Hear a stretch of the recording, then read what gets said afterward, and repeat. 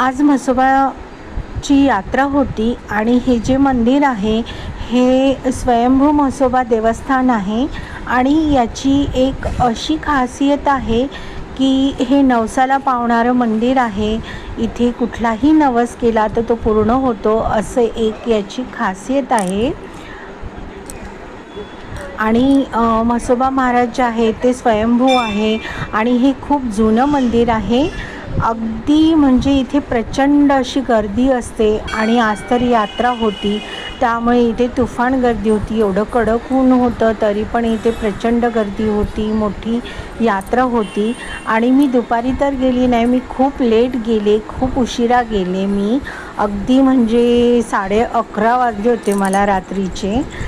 तरी पण बरीच गर्दी होती आणि एकंदरीत एक बरंच झालं मी जरा लेटच गेले. कारण कसं होतं, खूप कडक ऊन पण होतं आणि प्रचंड गर्दी. एवढ्या उन्हामध्ये नकोच, त्याच्यामुळे रात्री गेलेलं कधीही चांगलं.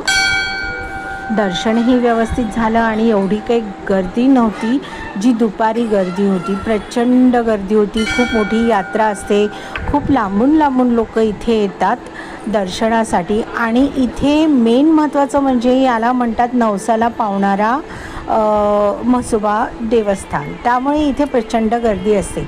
तसंही दर रविवारी इथे गर्दी असतेच, पण आज तर यात्रा होती. यात्रा असल्यामुळे इथे प्रचंड गर्दी होती. आणि इथे तसंच बळी वगैरे दिल्या जातं आज यात्रेला.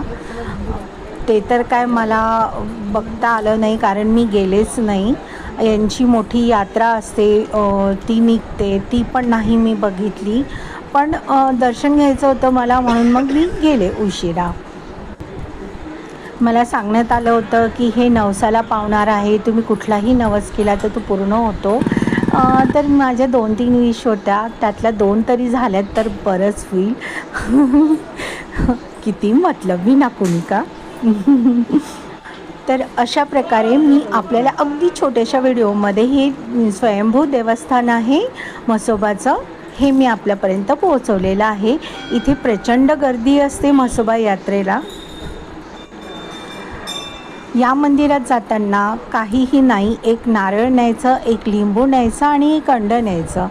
आणि स्त्रियांना आतमध्ये मनाई असल्यामुळे तिथे पुजारी असतील त्यांना ते द्यायचं, किंवा मग आपल्याबरोबर कोणी एखादं जेंट्स आलं असेल त्यांना ते तिथे द्यायला सांगायचं. या ठिकाणी इथे कुंड आहे, बघू शकता तुम्ही त्या बाजूला. या कुंडामधलं पाणी अजिबात कधीही आटत नाही किंवा स्मेल येत नाही, त्याचा 12ही महिने पाणी असतं.